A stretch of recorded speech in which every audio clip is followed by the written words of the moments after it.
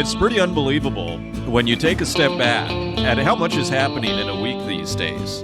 You know, one of the hardest parts of this job is figuring out what to leave out, because there is significance everywhere. There are things to share of import, and I really have to decide what is most important for me to transfer to you in, under 90 minutes here. Hello and welcome to the Northern Miner Podcast, global mining news around the world.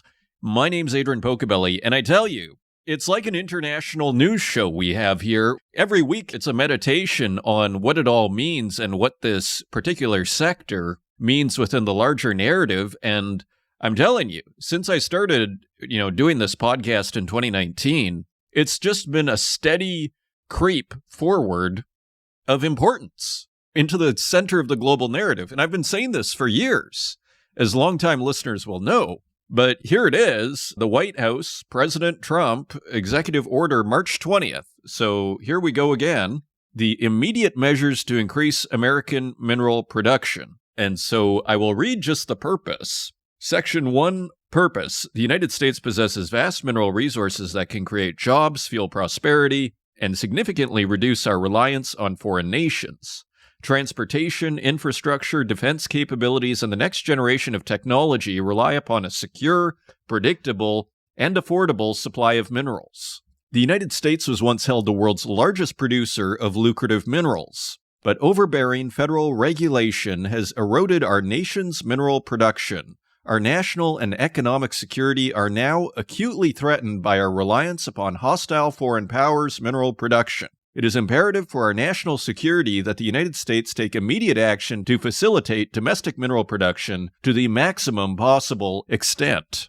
So President Trump continuing to issue executive orders. I mean, it was only in the last couple of weeks where we saw that wild story that they're considering putting mineral processing plant on U.S. military bases. I mean, for whatever people think, politically, one thing is certain we can say is there is definitely creativity that is happening here. Quite interestingly, Senator Lisa Murkowski, Republican out of Alaska, responded to the executive order on X. Our lack of mineral security is our nation's Achilles heel. A vulnerability that leaves us at the mercy of politically unstable and often adversarial nations for the basic building blocks of modern society. Thank you, Lisa Murkowski, for spelling it out. The basic building blocks of modern society. That is what we focus on here, my friends, on a weekly basis. We import a wide array of minerals from those nations instead of producing minerals here at home. And we do it despite the potentially catastrophic threats that creates for our security, economy, and competitiveness. China knows this. Russia knows this. And I would add, and they've known it for a long time. It continues, but importantly, so do President Trump and his team. I appreciate the recognition of this major vulnerability and their immediate steps to tackle it. This new order, referring to the executive order, is the most robust effort we have seen in some time, with more agencies directed to make greater use of their authorities to strengthen our domestic mineral security for the long term. Only 33 retweets. Interestingly, I mean, really? Only 33 retweets 3 days ago. A senator only getting 33 retweets. I don't know what to make of that, to be perfectly honest. That is bizarre. And we have a couple other related stories which help kind of color the picture here a little bit. And here is a story from Reuters via mining.com. Former Newmont executive tapped to oversee mining on U.S. Energy Council. Just kind of real-world data of what is happening. And just a couple of lines here. Former Newmont executive David Copley has been tapped to oversee the mining portfolio for the U.S. National Energy Dominance Council. Two sources familiar with the appointment said, making him the highest-ranking federal official shaping domestic minerals policy. So that is David Copley.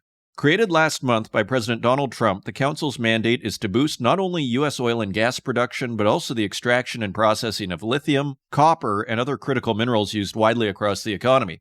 So we have a great show for you related to all this, which is on tungsten. And we have Lewis Black, founder, president, and CEO of Almonty, who has a major tungsten project in South Korea and just, pretty deep background in tungsten. I ask him every question in the book. It's a solid 30-minute interview on everything related to tungsten, and it's very interesting. So that is coming up this episode. And also on this week's Spotlight, we have Gan Ochir, Managing Director at Asian Battery Metals. And that is also fascinating to hear about their projects in Mongolia. And Mongolia in itself is a very interesting mining jurisdiction. And I ask Gan not only about the company, but also on how it is to mine in Mongolia. So it is truly global mining news today. Turning back to our opening stories, we have another related headline. Trump says he'll soon sign Ukraine natural resources deal. This is Bloomberg News via mining.com. So again, the Ukraine war is now, hinging on some sort of minerals deal. And forgive me if you think I come here every week in wonder and amazement at the importance of minerals. But again, if you were here 10 years ago, and many of you were, you understand just what a change of fortune this is from an attention point of view. People care, and not just anybody. It's the President of the United States, and we have several huge stories out of China and some big stories out of Canada as well. So just the latest on the Ukraine deal. And here's a quote from Donald Trump Thursday during an education event at the White House. Quote, "One of the things we are doing is signing a deal very shortly with respect to rare earths with Ukraine." End quote. And scrolling down, we also have a quote from White House Press Secretary Caroline Leavitt, who said Wednesday, quote, "We are now focused on a long-term peace agreement. We've moved beyond just the economic minerals deal framework." End quote. And finally, we have another quote from President Trump, quote, "I also signed an executive order to dramatically increase production of critical minerals and rare earths. It's a big thing in this country, and as you know, we're also signing agreements in various locations to unlock rare earths and minerals, and lots of other things all over the world, but in particular, Ukraine," end quote, Trump said. So, critical minerals, metals, mining, front and center. I mean, we're hearing more about mining than oil and gas. And I tell you, that is quite the shift. And a real, sign, even if the current administration in the U.S. isn't necessarily in favor of the green transition, so to speak, but to me, this shows that they see where things are going in terms of energy and see the importance of these, critical minerals, such as the battery metals and copper, and how important they're going to be. So in that respect, it's quite interesting how, policy gets set, because in a sense, you could say on a manifest level, on a surface level, the explanation for why the U.S. needs minerals that's being given is economic. Nevertheless, one could say the outcome, or almost the latent reason why, is because the world is moving towards, I would argue, a green energy transition. In a sense, battery metals are important, so we need some lithium. And if we're going to electrify everything, we need copper. So it's quite interesting, in a sense, the reasons can be different, but the outcomes may be going in the same direction. So let's continue. Canada has announced an election. Of course, Mark Carney is the current Liberal leader, formerly from the Bank of Canada and the Bank of England. Quite a career that Mark Carney has had, and he is competing against Pierre Poilievre, Conservative Party leader, and here we're getting big stories for the mining sector. Here is Colin McClelland at the Northern Miner. Canada scraps federal review of large projects. I'll just repeat that headline. Canada scraps federal review of large projects. So it sounds like they're getting rid of a whole layer of review in terms of mining projects. As it says here, Canada's federal government will permit major infrastructure and mining projects with provincial and territorial approvals alone. Prime Minister Mark Carney said Friday evening after meeting with the country's 13 premiers. Quote, "We will eliminate federal duplicative requirements by recognizing provincial assessments for major projects, the so-called mutual recognition," end quote, Carney told reporters in Ottawa. Quote, "So one project, one review, and we will work with the provinces and other stakeholders, Indigenous groups, to identify projects of national significance and accelerate the time frame to build them," end quote. As the saying goes, sometimes decades take place in a few weeks. I mean, this is pretty radical to imagine, only like 5 years ago that this was even possible. I mean, it's a surprise today, even with all of the talk on critical minerals, that these kinds of moves are being, campaigned on. A truly cyclical industry, isn't it? I mean, we say that within a financial context, but you could call it just within how people feel about natural resources and mining in general. I mean, the sentiment is off the charts cyclical. Carney said a leading project for the speedy permitting process could be the Cedar LNG project, a proposed indigenous-led liquefied natural gas export facility estimated to cost $5.8 billion and located near Kitimat, British Columbia. The project is a partnership between the Haisla Nation and Pembina Pipeline Corporation. The $80 million Churchill Port Revitalization Project on Hudson Bay in northern Manitoba is the other. And scrolling down a bit, he said developing the Ring of Fire critical minerals region in northwestern Ontario would be one of several potential future projects that would get a quick okay. And then, of course, Pierre Poilievre, the conservative in the race, has also made announcements in regard to mining, and here is Colin McClelland again. At the Northern Miner, Poilievre vows 6-month Ring of Fire okay. Canadian opposition leader Pierre Poilievre said he would give federal approval for the contentious Ring of Fire development in northern Ontario within months if he takes power after an imminent election. Quote, "My government will set a deadline of 6 months to greenlight permits for the Ring of Fire," end quote, Poilievre told reporters in Sudbury on Wednesday. Quote, "We will unleash the production of chromite, cobalt, copper, nickel, platinum, and others. We will also commit $1 billion over 3 years to help the Ontario government build the highway to get there," end quote. So, for all of the controversy surrounding the tariffs, Canada, it's almost like a war footing that is happening here in terms of fast development. Now, one more related story, BC exploration rules disappointing according to AME. So there is concern that on a provincial level in British Columbia, that the Association for Mineral Exploration board chair Trish Jacques is not happy with the results. Quote, "AME does not endorse the final version of the framework as there are serious issues that have not been addressed. While we have provided consistent recommendations, the government has chosen to apply a political response in some of its decision-making. This is disappointing to AME and the members we represent." And here is the nub of the issue. Despite promises by BC Premier David Eby to make the permitting process more predictable, timelines in the framework are not firm and are only targets, AME says. What's more, applicants must be named, which takes away their confidentiality and the protection of their intellectual property, and means that the process cannot be guaranteed to be unbiased and objective. Finally, Jacques said, the framework, quote, "risks further deterring investment in the sector. AME strongly encourages the government to slow down and allow for the MCCF and government's management of it to prove itself out prior to piling further change and instability on the industry," end quote. So not all good news from AME's point of view on the policy front. Continuing on, this is Reuters via mining.com. China export controls freeze antimony shipments to EU from October. So here is what this means. As it says here, Reuters March 20th. China has not shipped any antimony to European Union countries since October, customs data showed on Thursday, after the dominant supplier imposed export controls that have fueled a surge in global prices for the strategic metal. Accounting for almost half of global supply in 2023, China's restrictions since last year have upended supply chains for antimony, which is used in semiconductors, flame retardants, solar power equipment, and munitions. Critically low stock levels in Europe have further fueled the surge in prices, with Regulus Grade 2 material up over 300% compared to a year ago, said Christina Belda, senior analyst at information agency Argus. In August, Beijing announced plans to impose export controls on antimony and related elements, citing national security. With initial restrictions taking effect in September, the rules triggered a stockpiling rush that caused shipments to surge in August and September. In December, China imposed an outright ban on exports to the United States of 3 critical minerals, including antimony, with no antimony exports to the U.S. since then.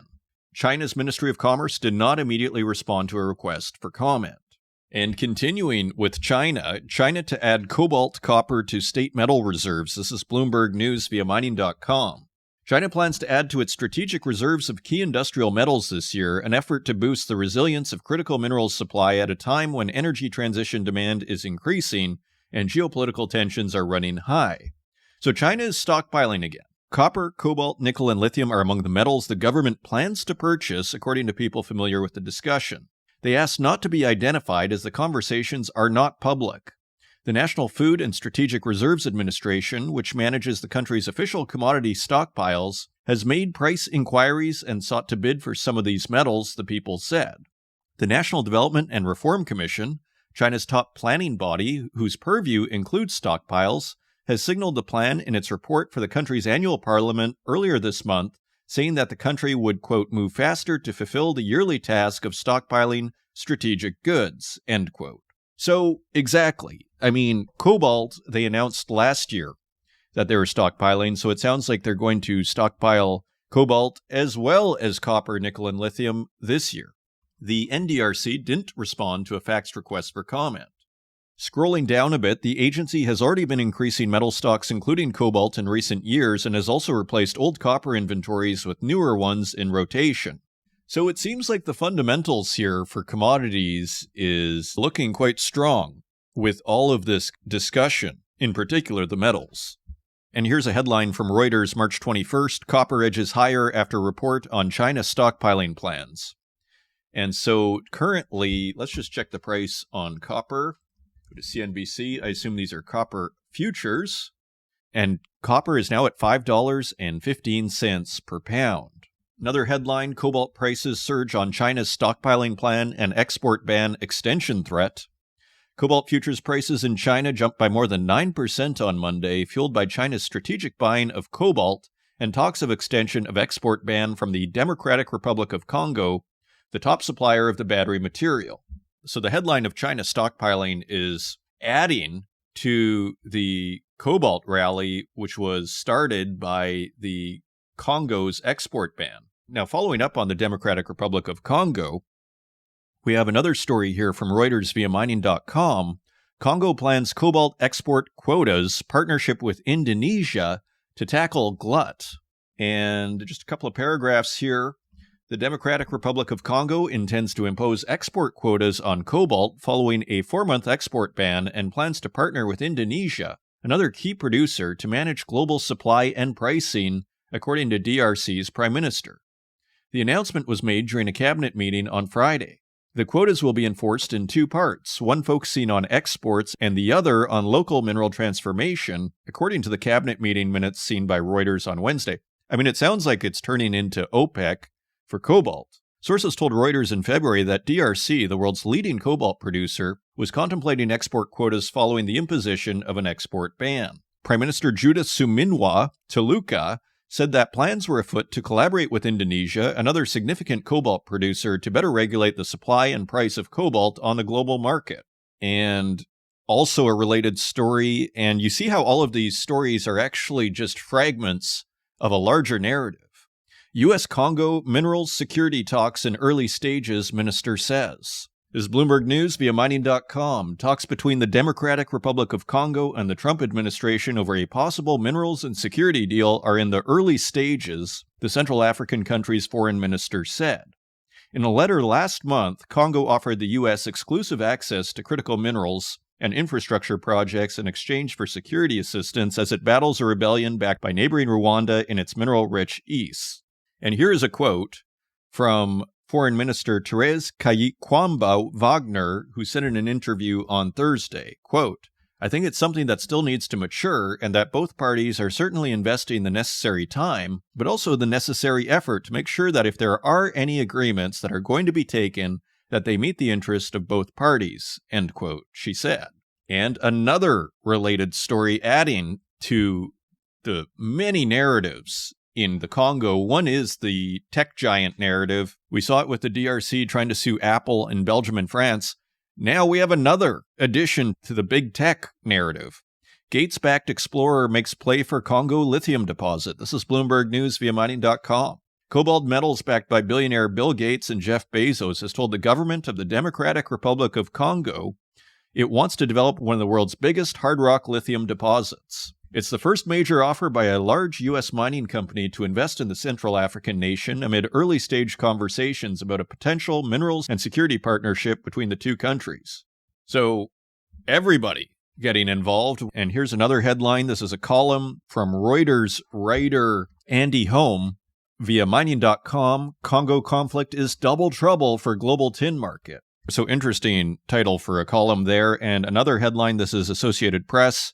Congo rebel leader says sanctions any minerals deal with the U.S. won't stop fighting in the east. So defiant rebel leader Corneille Nangaa in the eastern DRC is saying that a deal with the U.S. would not stop the fighting. And here's just an excerpt. With a $5 million bounty placed on the rebel leaders by Congo's government, quote, "We will fight like people who have nothing to lose in order to secure the future of our country," end quote, said Corneille Nangaa, leader of the Congo River Alliance that includes the Rwanda-backed M23 rebel group.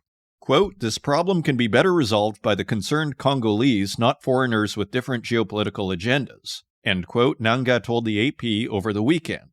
Quote, "Trying to bribe U.S. with mines can undermine U.S. credibility," end quote. And finally, there was a report on Bloomberg of how EU is running out of gunpowder and TNT. I was surprised at how surprised the reporters were to realize the limits of the supply chain. As Lisa Murkowski put it, the building blocks of the supply chain aren't there for Europe to create its gunpowder and TNT. So, interesting story there. So coming up, we have a wonderful feature interview with Lewis Black, founder of Almonty, a tungsten-focused company with a project in South Korea. And also in this week's Spotlight, we have Gan Ochir, Managing Director at Asian Battery Metals, for this week's Spotlight to discuss their projects in Mongolia. So a wonderful international show to look forward to. If you want to find us online, you can find us at northernminer.com. You can find us on X at Northern Miner. You can find us on Facebook, LinkedIn, and YouTube, where we also host these podcasts, and wherever podcasts are available, including Spotify, SoundCloud, and Apple Podcasts. And with that, let's turn to Gan Ochir, Managing Director at Asian Battery Metals, for this week's Spotlight. Joining us today, I'm very pleased to welcome to the Northern Miner podcast, Gan Ochir, Managing Director at Asian Battery Metals. Gan, welcome to the show. Thank you, Adrian, for having us on the show. It's wonderful to have you, Gan. And so you're with Asian Battery Metals. Tell us a little bit about the company, if you can. Asian Battery Metals, we are a Perth, Australia-based company, emerging explorer for critical minerals in Mongolia. We listed on Australian Stock Exchange last June. Our ticker symbol is AZ9. We have copper, nickel, lithium, and graphite projects in Mongolia, which is really next door to the largest EV and battery component market globally.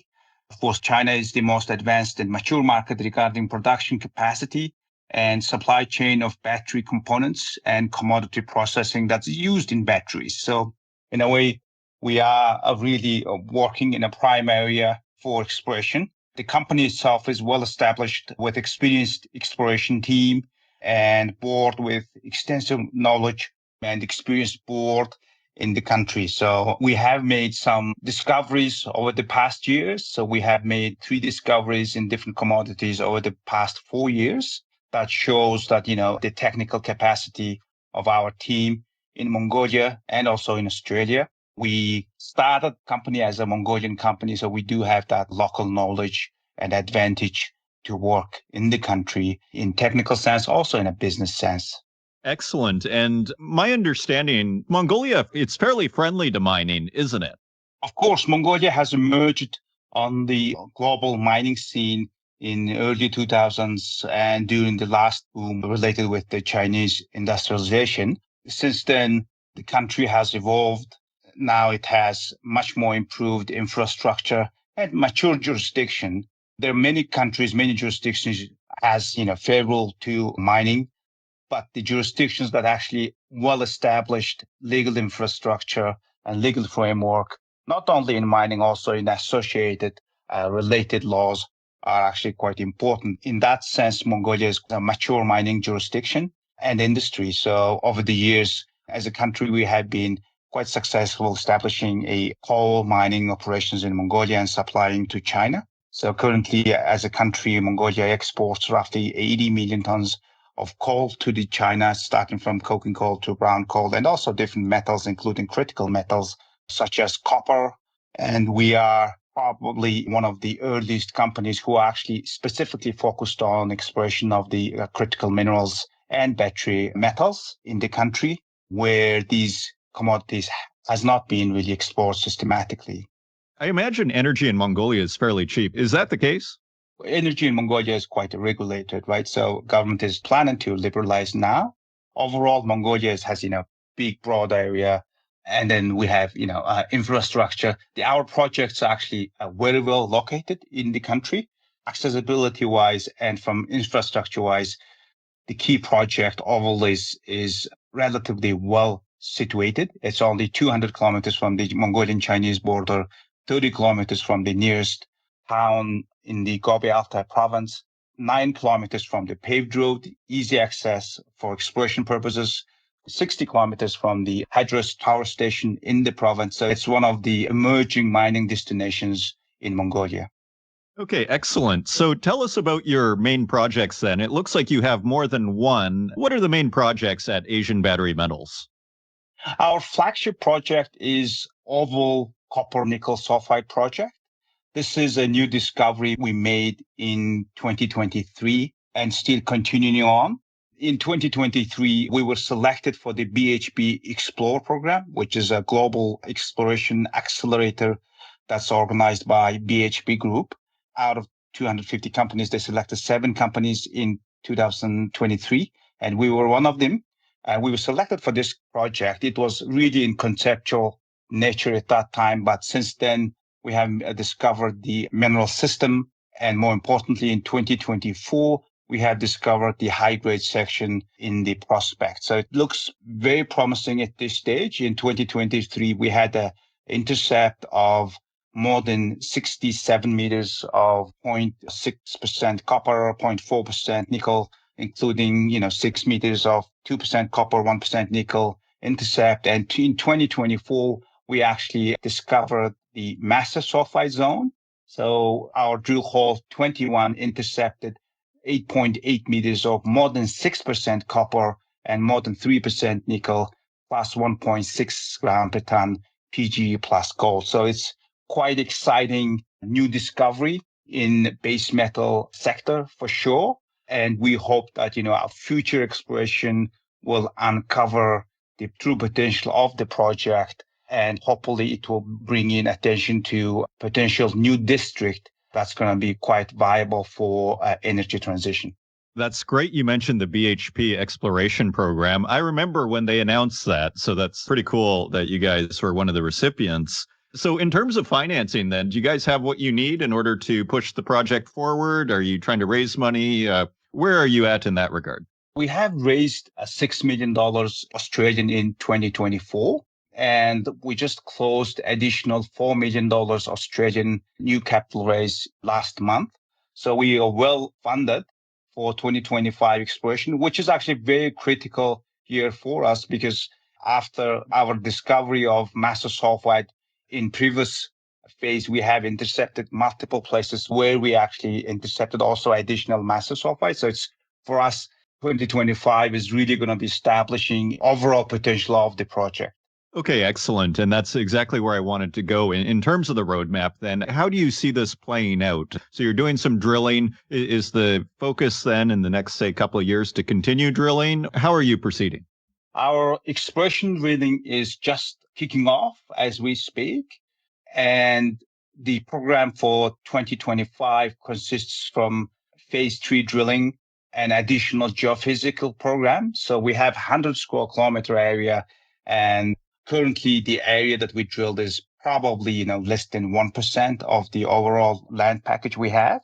And we have some promising targets outside of our discovery area of Oval, where we have multiple geophysical targets, central area, quartz hill area, and also geochemical targets. And on top of that, we have other regional targets such as MS1 and newly discovered Copper Ridge, which is also new prospect of copper and gold that we discovered in 2024. So we have very exciting project. We feel like we are at the really first stages of the discovery, and our pathways will continue into 2025 with aggressive exploration, including IP surveys, ground EM surveys, downhole EM surveys, and of course, continued expansive drilling program. Well, it sounds pretty exciting. As we wrap up here, Dan, what is your message to investors? Why should they consider Asian Battery Metals as an investment? Well, investors who believe that, the world is moving into energy transition without that, and they would like to really leverage that in the mining sector and also in exploration sector, I think Asian Battery Metals is good investment proposition because of where we're actually operating, first of all. And that's right next door to the most mature market for EV with a well-established supply chain and well-established market for these type of products. Actually, we will have a economic and logistical competitive advantage because of this neurology to the key market. And on top of that, we are exploring in the jurisdiction that has well-matured legal framework and also pretty much underexplored for these commodities over the past 10 years. On top of that, most key or important aspect of our company is really our people. So we have very experienced technical team that worked on discovery of the copper, gold, and coal projects in Mongolia over the past years. And we have shareholders and board that are experienced in operating in Mongolia and delivering the outcomes and the results that are really important for the investors. Gano Cheer, Managing Director at Asian Battery Metals, thank you for joining us and telling us all that you're working on at the company. Thank you, Adrian. And thank you once again to Asian Battery Metals for sponsoring this week's episode of the Northern Miner Podcast. If you want to learn more, visit asianbatterymetals.com. Turning to the website, another story that fits into our larger mosaic. European bismuth prices rocket to record highs on China export curbs. This is Reuters via mining.com. Bismuth prices in Europe have surged to all-time highs as China's export controls squeeze supplies of the mineral used in atomic research, cosmetics, and pharmaceuticals, according to traders and experts. Prices of bismuth have jumped to $40 a pound on the European spot market, an all-time high, up from $6 a pound in late January, a more than six-fold rise. In the United States, bismuth prices are even higher, at $55 a pound compared with $6.50 to $7 before China's export curbs. Traders said U.S. prices were also higher because of the tariffs imposed by U.S. President Donald Trump on imports from top producer China. China in February announced plans to impose export controls on 5 key metals: tungsten, tellurium, molybdenum, bismuth, and indium, in response to Trump's import tariffs. Quote, at the moment, there are no supply sources to fully replace Chinese material, end quote, commodity analysts with business intelligence company CRU Group told Reuters. Quote, as much of the supply tightness is based on policy, it can ease very quickly. But assuming a full stop of Chinese bismuth exports, new capacity ex-China would be necessary, end quote. According to the U.S. Geological Survey, China was responsible for producing around 13,000 metric tons of mined bismuth last year, or more than 80% of the global total.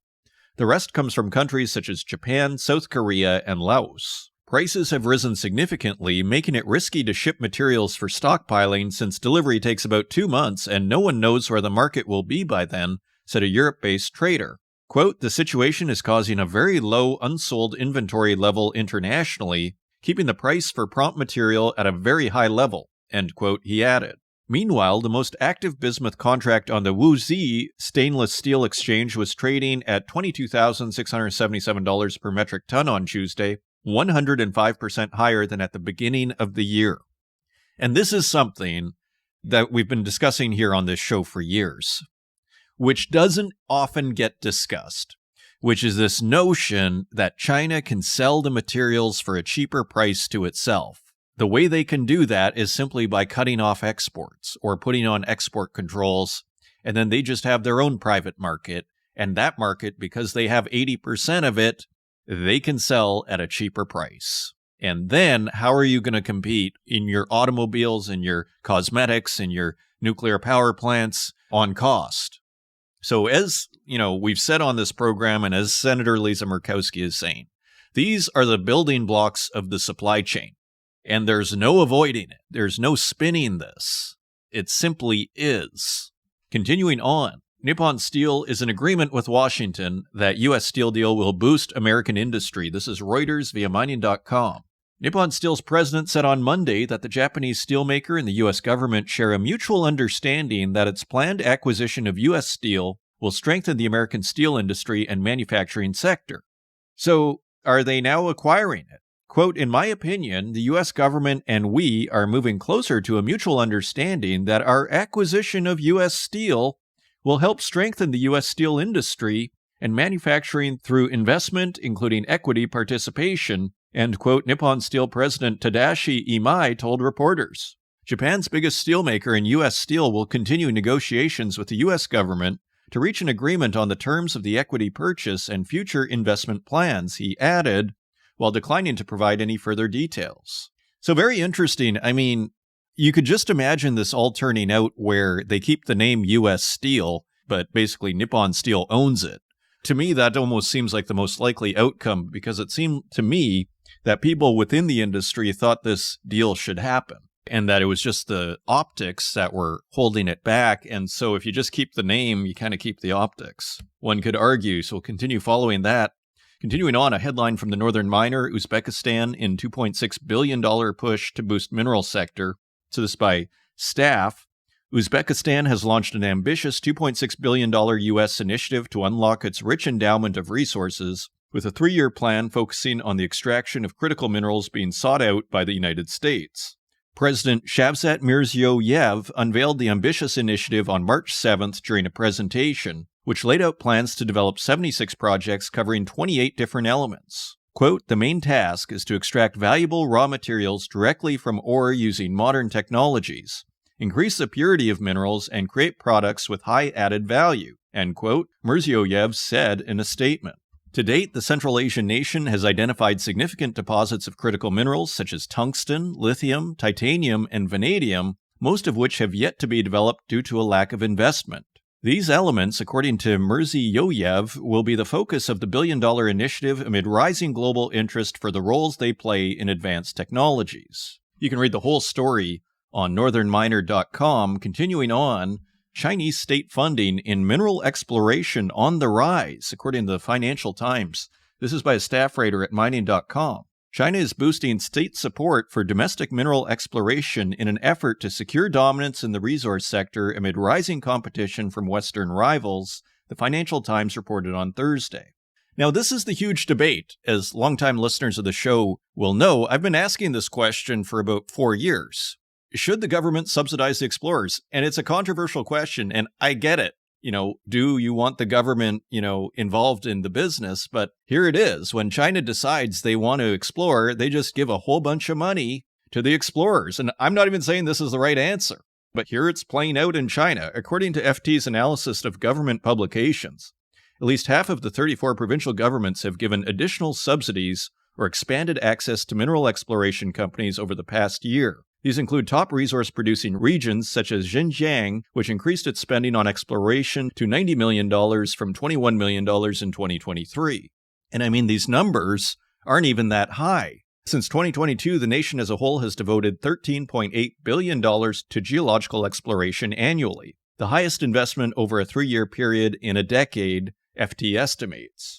A director at China's Natural Resources Ministry told reporters recently that, quote, a series of major breakthroughs in mineral exploration have been achieved, end quote, which would significantly enhance the nation's ability to, quote, ensure the safety of important industrial chains and supply chains, end quote. In January, the China Geological Survey confirmed that Chinese geologists have found what could be the largest medium and heavy rare earths deposit in the country, containing over 1 million tons in resources. Finally, the heightened focus on minerals stems from President Xi Jinping's repeated emphasis on self-reliance in science and high technology, which requires China to tighten its control over key raw materials used across a variety of applications. Currently, China is the world's largest producer of 30 of the 44 minerals deemed as critical by the U.S. government for their indispensable roles in the manufacturing of semiconductors, electric vehicles, and weapons. So you have Trump, you have Xi, everybody concerned about these raw materials. A few more headlines. Acid spill from Chinese-owned copper mine contaminates vital river in Zambia. So this is interesting because in neighboring Democratic Republic of Congo, you were getting the sense of a kind of lack of patience on the part of DRC's government in regard to China. And interestingly, we have a waste spill in Zambia, also in the copper belt. As it says here, this is a staff writer at northernminer.com, a catastrophic waste spill from a Chinese-owned copper mine in Zambia has left local authorities and environmentalists fearing the worst for long-term impacts on the Kafu River, the African nation's most important waterway. The Associated Press reports that some 50 million liters of waste containing concentrated acid, dissolved solids, and heavy metals made their way from Chambishi copper mine into streams connecting to the Kafu, citing an investigation by the Engineering Institute of Zambia. The incident began on February 18th when the tailings dam collapsed at the mine run by Sino Metals Leach Zambia, which is majority owned by the China state-owned China Non-Ferrous Metals Industry Group. The spill raises alarm among Zambian authorities, including President Hakainde Hichilema, who urged help from experts and called the leak a crisis that threatens people and wildlife along the river. AP reporters who visited parts of the river confirmed that dead fish could be seen washing up on the banks about 100 kilometers downstream from the mine run. So I think it's going to be very important how China deals with this. Final few headlines here. Canadian miners weigh Australian dual listings. Australia seems to have a lot of momentum right now, the ASX. This is by Christy Batten at the Northern Miner. Canadian mining companies are exploring dual listings on the Australian Stock Exchange amid weak domestic liquidity, according to analysts and companies. Since 2018, there have been a few dual listings on ASX, but the trend renewed after NextGen Energy added an Australia listing in 2021. Capstone Copper's ASX listing in February last year seems to have opened the door for Marimaca Copper, Pampa Metals, Robex Resources, and Orezone Gold to start the listing process. Quote, resources companies have really been struggling to attract capital in Canada. End quote, BDO deal advisory partner Adam Myers told the February RIU Explorers Conference in Perth. Quote, the ASX is certainly a great place to be exposed to this market. End quote. Very interesting developments there. And finally, Panama president says not informed of First Quantum suspending mine arbitration. This is Reuters via mining.com. So it looked like there was a bit of a warming in relations between First Quantum and the Panamanian government. And a lot of this was going to be based on First Quantum suspending arbitration against Panama. So the president has said, quote, we haven't been notified of that suspension, but in good faith, I must assume that it's a process that takes a reasonable amount of time. Until we are notified, there will be no formal conversations, end quote. So those are your news stories. Now, let's take a look at metal prices.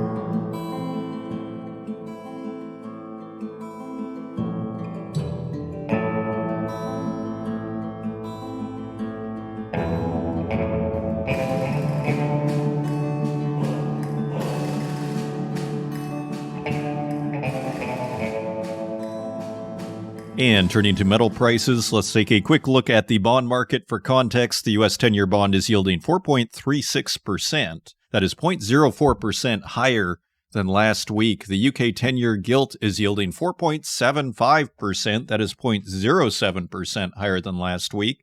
The Italy 10-year bond is yielding 3.92%. That is 0.03% higher than last week, and the German 10-year Bund is yielding 2.82%. That is 0.03% lower than last week, and the Japanese 10-year bond is yielding 1.58%. That is 0.07% higher than last week. So yields rising, except for German yields. I'd say the standout there is the Japanese 10-year bond continues to rise. One wonders if there's going to be implications, as it was as low as 0.93% only, 3.5-4 months ago. Turning to precious metals, gold is trading at $3,029 even per ounce. That is $3 lower than last week. Silver is trading at $33.87 per ounce. That is 86 cents lower than last week. Platinum is trading at $961.80 per ounce.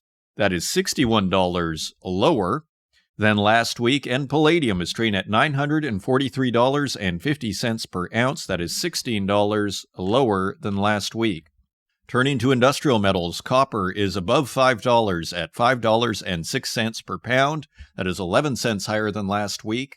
Iron ore is trading at $102 even per metric ton. That is 85 cents lower than last week, so just edging slightly lower. Aluminum is also lower at $1.18 per pound. That is 4 cents lower than last week. Lead is trading at 93 cents per pound. That is a penny lower than last week. Nickel is also lower at $7.26 per pound. That is 17 cents lower than last week. Tin is also lower at $15.64 per pound. That is 4 cents lower than last week. Cobalt is lower at $15.25 per pound. That is $1.15 lower than last week. Lithium also lower at $10.22 per kilogram. That is 14 cents lower than last week. Uranium is trading at $65.05 per pound. That is $1.25 higher than last week. And zinc is unchanged at $1.34 per pound. Zooming out, it looks like overall there is a consolidation that is going on after last week's jump. Now we're seeing a consolidation. There was talk of the tariffs not being quite as bad as originally thought, so perhaps that is also impacting price. And those are your metal prices. Coming up, I'm very pleased to welcome to the Northern Miner Podcast, Lewis Black, founder, CEO, and president of Almonty. We go in depth on tungsten and everything that is involved. Lewis says we're approaching uncharted territory in terms of supply, and I ask him all the questions I could think of over our half-an-hour discussion. It's a fascinating conversation. I hope you enjoy it, and I will see you on the other side.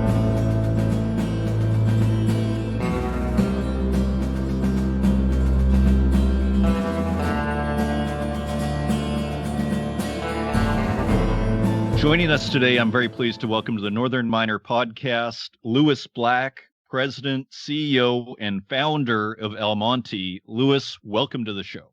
Good morning, Adrian. Thanks for having me. Well, it's great to have you, Lewis. Tungsten is such a topical metal these days. You know, it's not super obscure, but it's not super common either. So I guess since you work primarily in tungsten at Almonty, could you describe for us and the audience its importance and the role it plays in modern society? You know, to be honest, it was always meant to remain obscure. That was something which the entire sector and all the main sort of country who supply this is China, Russia, and North Korea, wanted it to be, because there are no really viable alternatives in the West. So it was the kind of unwritten protocol that you could fight over graphite and you could fight over lithium and rare earths because there's plenty of that elsewhere. But tungsten is a declining, depleting resource. There is, as I said, very little of it left in the West. And it was only recently, when tariffs were put on by the Biden administration, that there was a kind of, oh no moment, because this is uncharted territory. And the reason why it's such a sensitive topic is because, you know, we could say that lithium's in batteries and graphite's in certain electronic components, but tungsten is in everything. I mean, there is really no sector that you can name that doesn't have some exposure to tungsten. This ranges from automotive, aerospace, medical. Of course, what's very relevant and front and center right now is defense. But it's also in the semiconductors, it's in the batteries, it's in the screens, in the guidance systems and satellites. It's in everything. You only need a little bit of it. And we're in this unusual situation where 90% is controlled by North Korea, China, and Russia. We have no real alternate sources. I mean, of course, we're pretty much the last man standing when we're about to open the world's largest tungsten mine in South Korea in about 2 to 3 months. But I think we are, as I said, in uncharted water. We don't really know what to do as a sector because we've never really faced a problem of this much tension. So I hope that gives you some indication of its relevance, Adrian. Yeah, I mean, it's super fascinating when you describe it being in almost everything. In a sense, just to drill down just a tiny bit on that, I mean, what does it do? Like you mentioned, you just need a little bit of it, but I've heard it's even in steel. I don't know if that's correct, but what does tungsten do? Like, does it harden the metal? Like, what is its function? Well, actually, tungsten's a bit of an alien metal. It does a variety of things, and yet when you mine it, as we do, it's very brittle. So if you drop it, it shatters, which means that processing is experience and knowledge how to process it is absolutely key. Otherwise you just, every tungsten mine goes out of business if they don't really have any experience in tungsten. It really depends on its use. So you can't smelt it because its melting temperature is slightly less than the temperature of the sun. So you can only sinter it, which means it has excellent wear properties. You can sinter it into alloys that have greater wear properties. It's very conductive. Almost there's no resistance. So you put it into as a tungsten gas into semiconductors to allow them to run much hotter by obviously far more computations. And there's no combustibility. There is also the fact that it's extremely, we put it into steel, it's extremely strong. It toughens steel. You use it in defense, in penetrators, because they use a tungsten, nickel, cobalt insert in a penetrator, which is all munitions now for the military. And it will punch through pretty much anything. If you drop one of those dreadful weapons they use from drones that eviscerate a car and just the car, the sort of limited collateral damage, it's all tungsten tipped blades. So it has a variety of uses. It doesn't have one particular property that's outstanding, that all of the properties are outstanding. So it really depends on the application. Okay, very interesting. And I mean, just finally on this point, sometimes when you hear, of course, China, was it export restrictions, right, that were put on tungsten? Is that correct? Well, it's, yes, you are correct, sort of. China is extremely creative in using our own rules against us. Because, of course, when you're a totalitarian state, the rules can very much be aligned with the state. Whereas, obviously, in democracies, the individual is the sacred one. And what they've done on February 4th of last month is they now demand that everyone who wishes to purchase any tungsten products from China requires an export permit from the supplier. And you can be invalidated if what they call is dual use, which means that whatever you're purchasing, if it's construed that you are going to supply it for any military application, or as they call it, I think, weapons of mass destruction, which I think they coined the phrase of Bush and Blair back in the first Iraq War, which was a certain irony to that statement, you can't buy it. Now, we have a similar rule in the EU and in the US, but it's only applied to a very small, finite number of tungsten products. Because if you include all products, it essentially invalidates everybody. For instance, if you're a manufacturer of braking systems, and in that you'll use tungsten in the actual pads of the braking system, there's a very high probability that that braking system could end up in a military aircraft or in an armored vehicle. It's almost impossible for it not to. So that's why in the West, we've always kept a very narrow band of dual use permits, but China have made it for everything.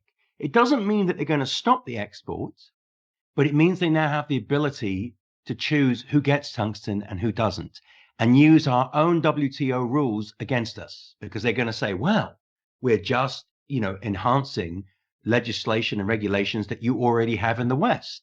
Why is it being excluded from us? So they've been very creative in this approach. And I think what we've seen is they've already said that there'll be no exports until these permits are done. We know from antimony, export restrictions came in October, and they still haven't started shipping, 5 months later. We expect that this is going to be quite a long haul to start seeing shipments start to arrive from China. Yes, and from what I gathered on news reports, it sounds like oftentimes the export restrictions are the first step towards the outright ban, as we saw with antimony, which didn't that come in December, right, with germanium and gallium? I mean, that was a ban, right? Well, it was a ban on certain products. This is much more flexible for China. They now get to pick and choose who gets it, which is actually much worse than a ban. It's kind of like saying you can eat tonight, but you don't know if you can eat tomorrow.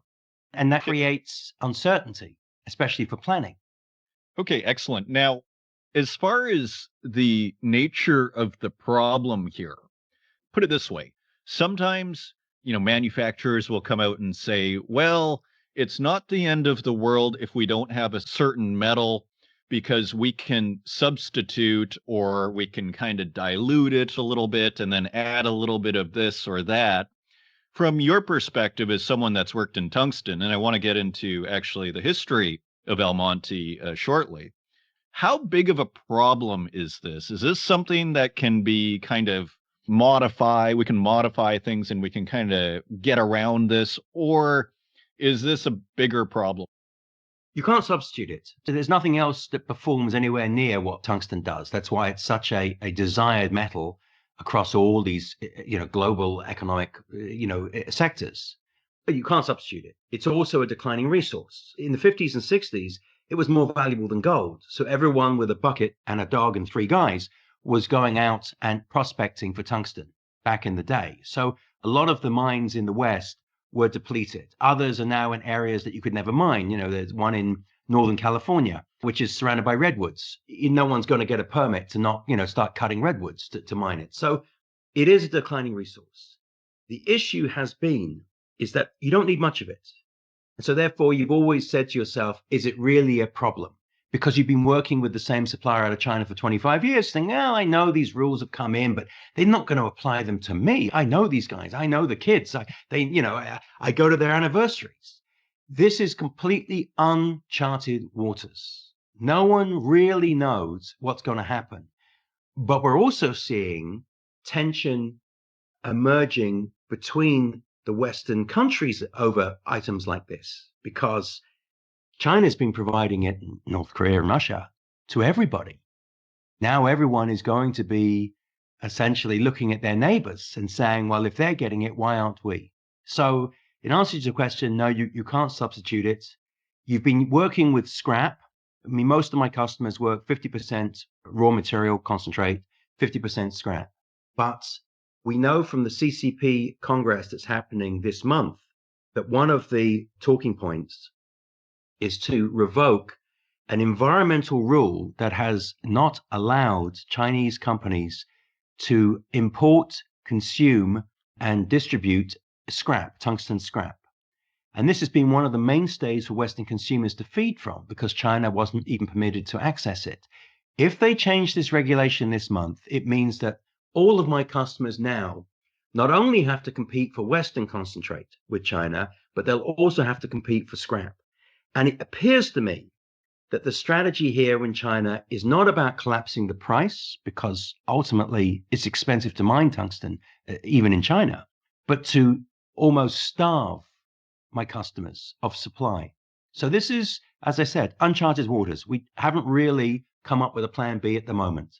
It's quite interesting. I mean, just the fact that the vulnerability exists out there for China to, in theory, be able to, strangle supply, so to speak, is quite remarkable. Now, just finally on this front, in terms of stocks, I mean, you mentioned scrap.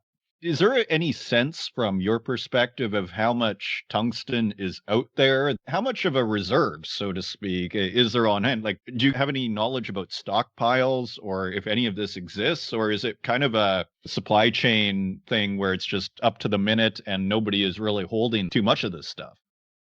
Well, the US, through the Defense Logistics Agency, was holding vast reserves of tungsten from the Cold War. But 2 years ago, they finally depleted the entire stockpile. So they'd sold it all off over the last 50 years, 40 years, or however long it took them. And they were the primary source for US consumers for tungsten for almost a generation. We know that stockpiles exist in China. There's a small stockpile in Korea. There's a small stockpile in Japan. There's no stockpile in the EU. And so far as we understand from the US government, there's no stockpile in the US. I think we have to look at how did we get in this situation. Well, we have many benefits of being in democracies, but we also have some quite fragile points in regard to things like this. In the 70s, we saw nearly 100 tungsten mines existed around the world. China then arrived with very cheap material to buy market share. And then we saw by the mid-90s, late 90s, there were 2 mines left. So China was extremely efficient at capturing the market share. But they pandered to what we really coveted, which was cheap raw materials. The consequence of that was that we were able to increase margins on our downstream products, which we manufacture to very high specifications. We never really looked at the future past a 3-month quarterly cycle. And we got very addicted to this because it was always available. We didn't have to carry inventory as a company. We knew that we could ring up our usual supplier in China and say, look, I've got a demand spike. I need material. He says, no problem. It'll be on the vessel this weekend. That was how easy it was. We became addicts to the fast food supply chain. Really, it was an extraordinary scenario. And we knew it was bad for us, but our margins were good. Our CFO was happy. We weren't having to carry inventory on our balance sheet. It was always available and it was always cheap. And so we kind of walked right into this honey trap where one day we woke up and the dealer said to us, listen, we're happy to supply you, but we're going to need more cooperation in this, and this. Because remember, the supply chain has evolved in China. What started as just providing raw materials has now morphed into more vertical operations. They now want to chase these margins that we've enjoyed for so long with the downstream products. And China has become very good at manufacturing those downstream products to a very high level. So, it was inevitable that at some point China wasn't going to allow these raw materials to exist for us forever, to compete with them in this market that they're now really trying to capture. So I hope that gives greater clarity on this rather unfortunate mess that we kind of walked into. It sure does. And when I hear you describe the story of tungsten, I mean, it seems to be the story of so many metals where China was able to just basically offer it to the West for cheaper, and offer the great margins to all these companies. And nobody was really looking at the big picture and just assuming that this was going to go on forever and that there were infinite stocks and all this sort of thing, and that China would not eventually be competing, maybe, building automobiles, for example. So this is quite fascinating. Now, you're founder then of Almonty, which is a tungsten-focused company. You're also president and CEO. So how did you get started? Like, in a sense, were you looking at the big picture and you were saying this is going to become a problem? And can you tell us about kind of how you got started and even like the general time when you got started and why? I started in this probably, it must be almost 20 years, maybe a little bit longer. I'm still young. Don't worry. I'm still young at heart. But I was fascinated by tungsten, not because of a big picture. I never back then even considered geopolitics. I was of a youthful age where what fascinated me about it was that it was in everything.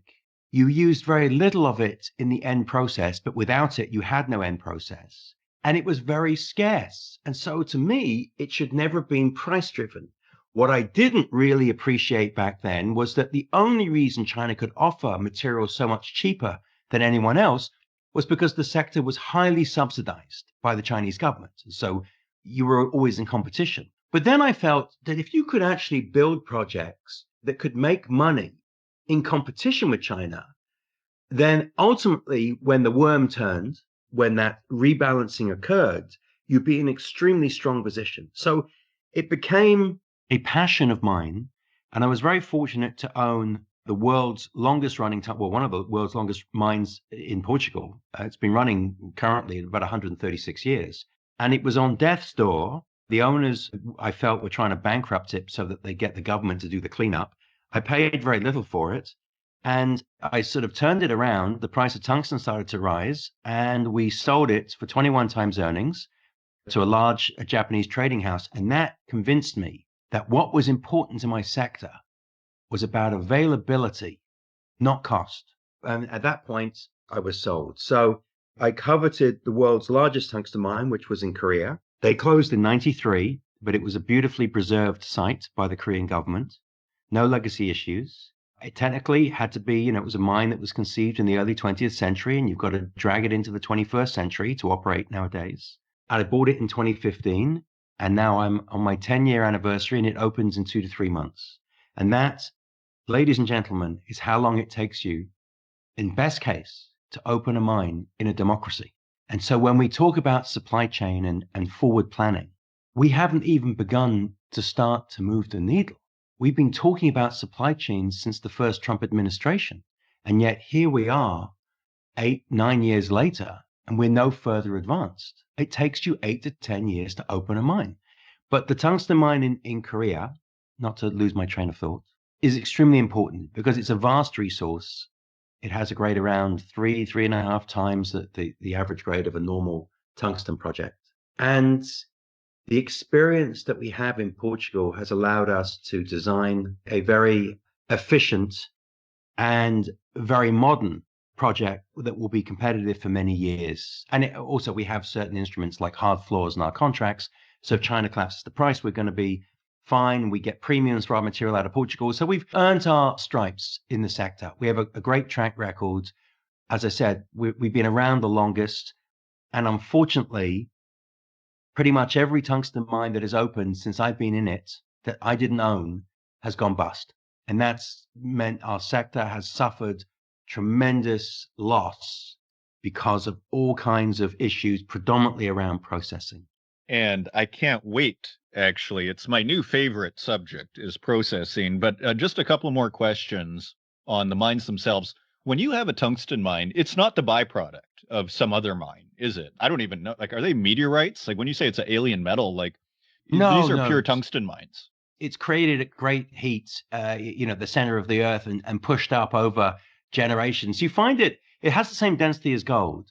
And often in scheelite, which is one form of tungsten, you can find traces of gold. We have it as byproducts in Korea, bismuth, gold, and silver. And moly as well. So sometimes you find molybdenum and scheelite close cousins. But no, it's not. It's an alien metal in how it performs. Imagine something you can't smelt, extremely durable, but if you drop it as an ore, it shatters because it's brittle, which is a very strange property to have molecular, from a molecular structure. You have enormous heat resistance, you have enormous conductivity, you have enormous durability, but if you drop it, it shatters. Yeah, go figure.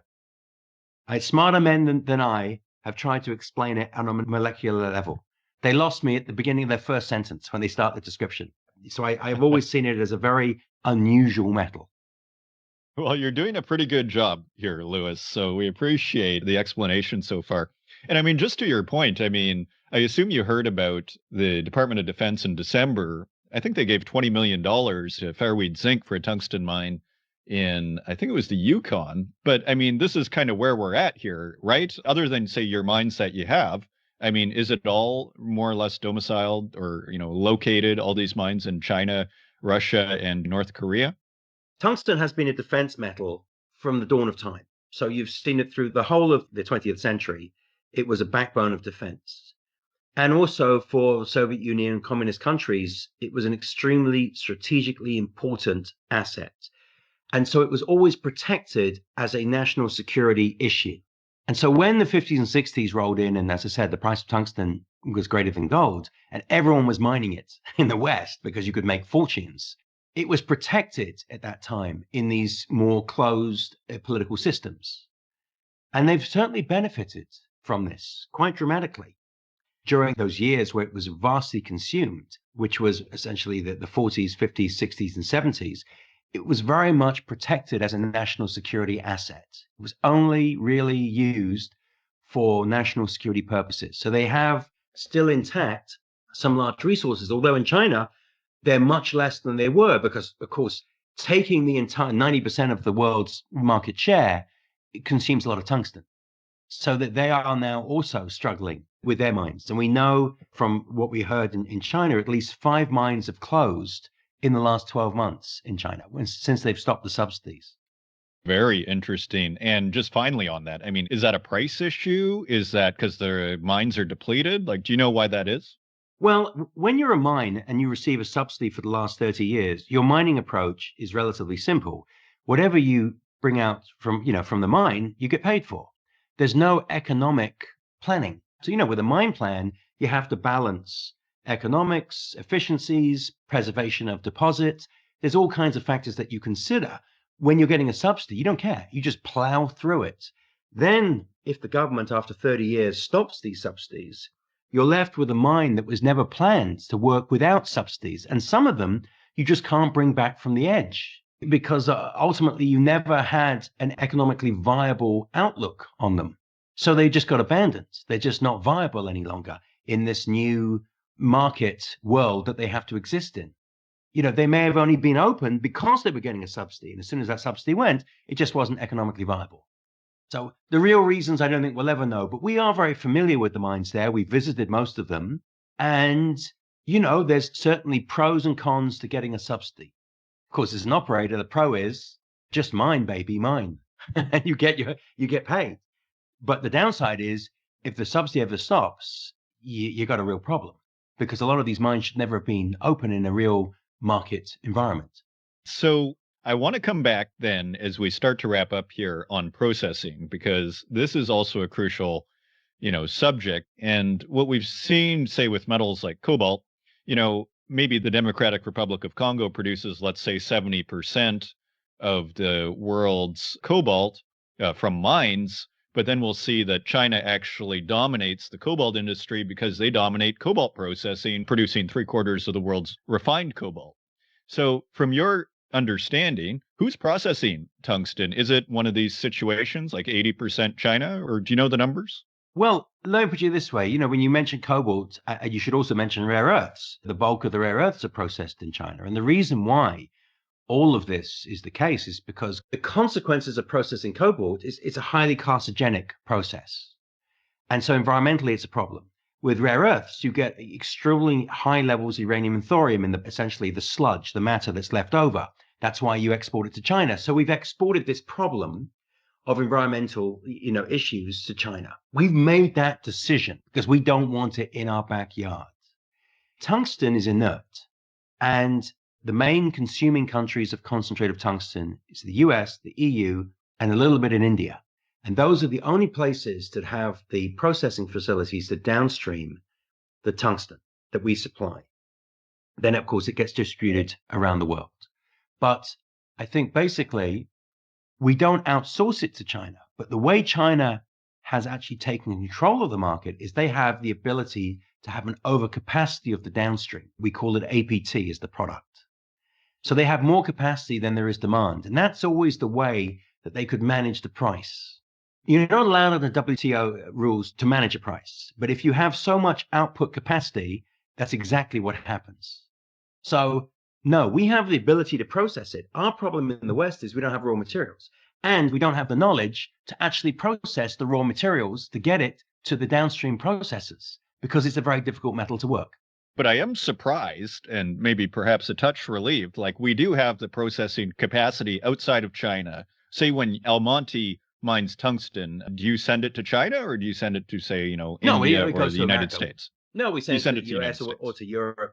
This is where it's where our customers are, and our customers are vertical. So they take our concentrate, they convert it to APT, oxide the powders, and then they actually produce the parts, whether it's for defense, aerospace, automotive, the tungsten gas. They actually are the producers of this. So they're pretty much a vertical organizations, huge, vast corporations that they are. Right. And when you get to the concentrate, you do the concentrate yourself. We make the concentrate, but that's another problem. There aren't the mines to provide the concentrate. The knowledge to actually produce that concentrate has long died back in the 90s. So those guys are, they're retired. So that knowledge was preserved, fortunately for us, in one of the two mines that survived the cull of Chinese arrival into the market in the 80s. And that's really been the key for us, is that knowledge was preserved in Portugal. And it's 5-generational knowledge there. I mean, they only just survived. It wasn't easy. They didn't do it, like it wasn't a walk in the park, but they got there. They managed to keep their head above water. And so that's an important part. And one of our plans, the Korean government would like us to look at building a processing plant in Korea so that we would have the ability to supply that and then supply that product into the Korean market, because currently 97% of their tungsten oxide comes from China. So, I think right to the beginning of the conversation, and I think it's a good place to really leave an impression I would like to share. There's really us, and there's a Vietnamese group in Vietnam called Masan, who are sort of really the only two groups out there that have solutions. And there are these guys, they're great guys. And I think we see ourselves as being in a lifeboat. We can't, between us, supply everybody in the West. It's not possible. We just don't have the ability to do that. And we can only choose who gets in the lifeboat with us, because if China really goes through with this idea of, as they currently are, of stopping or restricting supply, there are going to be sectors that are going to very much struggle to maintain their market share. And we don't really know as suppliers what the reaction or response is going to be of these companies, because these are big companies. These are big, successful companies. They've made a great deal of money in the past 30 years because of the cheap raw materials. But if you don't have wheat, you can't make bread. And they may be the greatest bread makers, but if they can't get the raw material, they can't make bread. And so, from my point of view, I don't know what's going to happen, and neither do my colleagues at Massan. We're going to do the best that we can to help as many people as possible. But, I'm seeing from my customers, initially they're going through the 3 phases. The first phase was, I know this ban is there, but they don't mean us because we've been buying for 25 years. We're friends. We go to each other's anniversaries. To the stage of, what are we going to do? To the stage of, well, you're going to supply me, aren't you? That's the me.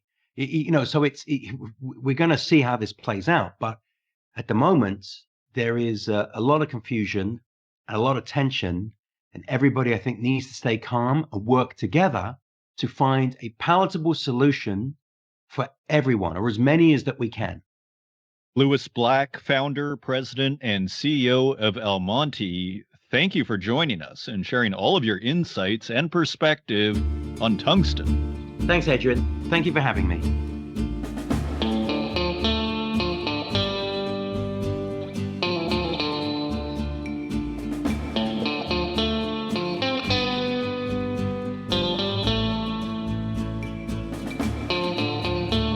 Thank you once again to Asian Battery Metals for sponsoring this week's episode of the Northern Miner Podcast. If you want to learn more, go to asianbatterymetals.com. And thank you also to Lewis Black for appearing on this week's episode. Fascinating discussion on tungsten. I hope you enjoyed that. And thank you, dear listener, for continuing to support this program. If you want to help out the podcast, please leave us a review in the Apple Podcast directory, share it with your friends, and until next week, take care.